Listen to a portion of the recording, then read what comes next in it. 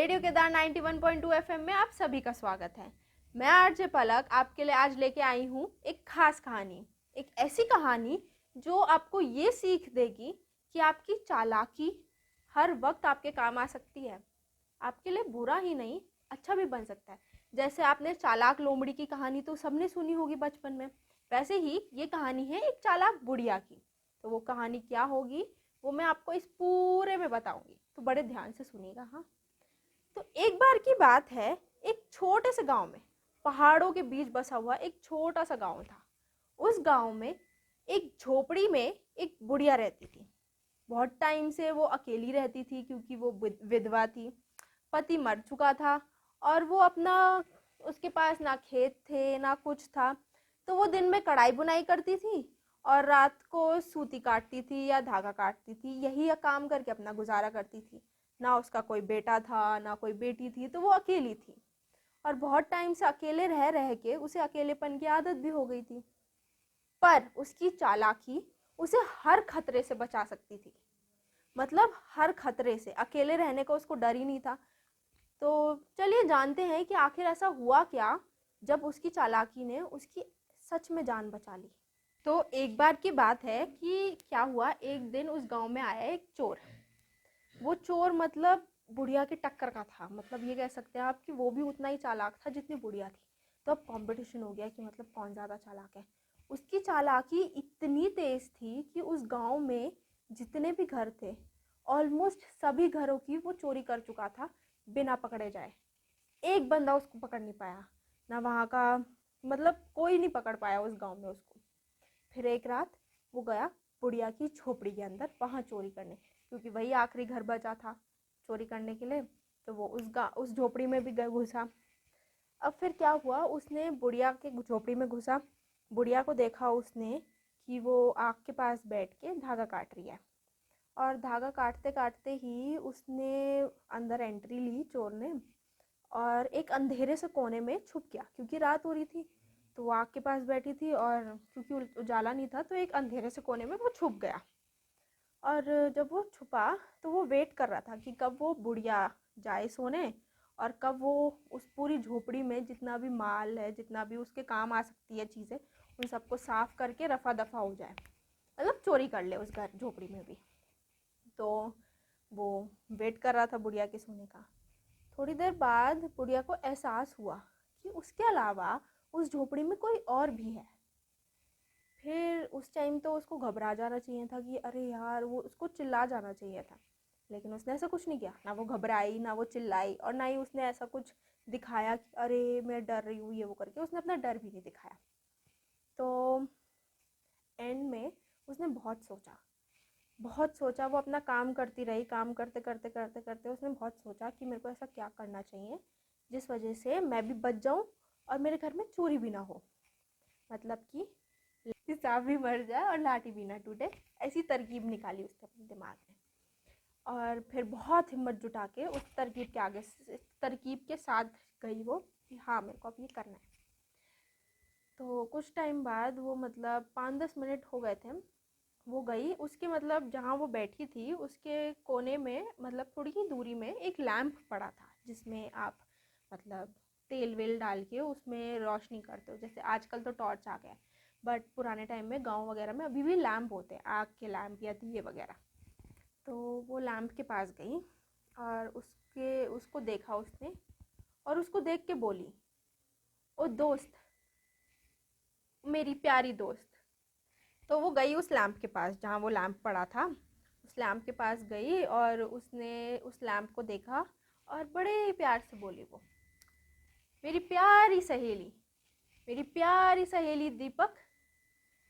पर लैंप के सर तरफ से कोई जवाब नहीं आया। मतलब वो ऐसे उस लैंप से बात करी थी जैसे जादुई चिराग से जिन नहीं निकलता, तो जब जिन से बात करते हैं तो ऐसा लग रहा था जैसे वो दीपक भी उसकी कोई सहेली है और वो उससे बात कर रही है। बट क्योंकि वो एक तरकीब था, वो उसके प्लान का एक पार्ट था, तो वो कुछ नहीं बोल रही थी आगे से। तो उसने 3-4 बार उस दीपक को आवाज़ लगाई, मेरी प्यारी सहेली, मेरी प्यारी सहेली करके, और सामने से कोई जवाब नहीं आया। तो फिर उसने उससे पूछा कि तुम सो गई हो क्या? या फिर मुझसे नाराज़ हो, कुछ बोल क्यों नहीं रही तुम, या फिर इस घर में मेरे अलावा कोई और भी है जिसका तुम्हें पता लग गया है इसलिए तुम बात नहीं कर रही। तो उसने ऐसे 3-4 सवाल पूछे दीपक से, फिर भी कोई जवाब नहीं आया। तो मतलब चोर ये सब कुछ देख रहा था एंड मतलब वो हैरान था ये सब देख के कि एक बुढ़िया एक लैंप से, एक दीपक से बात कर रही है। तो मतलब उसको लगा कि अरे ये तो बड़े काम की चीज़ है, मैं इसको चुराऊंगा, फिर ये मेरे भी काम आएगी, फिर मैं भी सीखूंगा कि ये मेरे क्या काम आती है, ये तो मतलब जादुई चिराग जैसा है एक। तो वो ये सब देख रहा था और बड़ा हैरान था वो। ठीक है। और फिर वो सोचने लगा कि वो शायद मेरे बारे में जान चुका है वो दीपक, कि मैं इस घर में, इस झोपड़ी में हूँ, आ गया हूँ यहाँ पे, इसीलिए वो बोल नहीं रही है कुछ।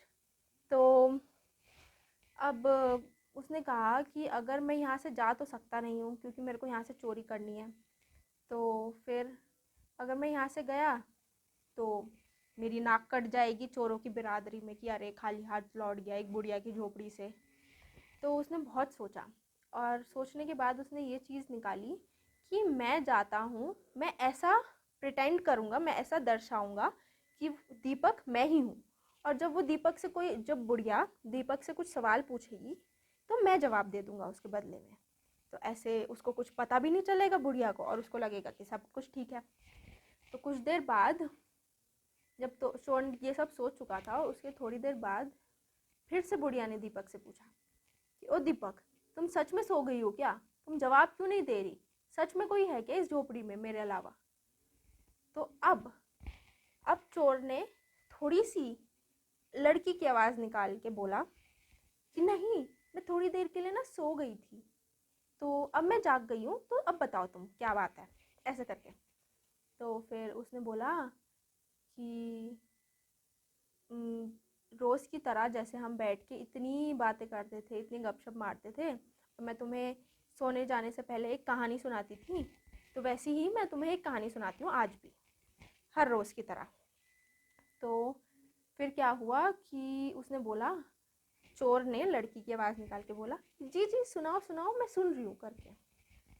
तो उसने बोला कि एक छोटे से गांव में एक बुढ़िया रहती थी, अकेली झोपड़ी में। उसको काम करते करते रात को जहाँ वो थी वहीं नींद आ गई और उसने सपने में देखा कि उसके घर एक चोर घुस आया है और उसके बर्तन चुरा रहा है, जबकि सच में उस बुढ़िया के घर एक चोर घुस चुका था और वो बर्तन चुरा ही रहा था। तो उसने नींद में चिल्लाई वो कि चोर चोर, मेरे घर में चोर घुस आया है, ऐसे करके नींद में चिल्लाई वो। तो नींद में चिल्लाई, बट सच में जब उसके घर में चोर था तो चोर सतर्क हो गया एकदम से। और जब बुढ़िया सच में इतनी ज़ोर से चिल्लाई, एक बार चिल्लाई, 2 बार चिल्लाई, फिर से वो बोली कि चोर चोर, मेरे घर में चोर आ गया है, तो आस पड़ोस के जितने भी लोग थे सब बुढ़िया के घर आ गए। अब बुढ़िया ने सबको बता दिया कि मेरे घर में जो अंधेरा कोना दिख रहा है वहाँ पे एक चोर छुपा हुआ है। सभी मर्दों ने या उसकी मदद करी, उस चोर को पकड़ के लाए और वो चोर पकड़ा गया आखिर में। उस चोर को तो लग रहा था कि वो कहानी सुना रही है, पर वो चोर आखिर में पकड़ा गया और उस बुढ़िया का सामान भी नहीं चोरी हुआ, वो भी बच गई। और जितना भी गांव वालों का सामान, जितना भी चोरी किया था उस चोर ने, वो सब उनको वापस मिल गया। सारे गांव भर के लोगों ने उसको धन्यवाद दिया, उसका आभारी आभारी थे वो, ताकि उनका सारा सामान लौट आया। तो मतलब यहाँ हमारी कहानी होती है समाप्त। तो हमें इससे क्या सीख मिलती है? जब भी आपके काम कोई आए या ना आए, आपका दिमाग, आपकी चालाकी, आपकी होशियारी हमेशा आपके काम आएगी, हमेशा। तो इसीलिए सतर्क रहिए, चालाक रहिए और होशियार रहिए। धन्यवाद।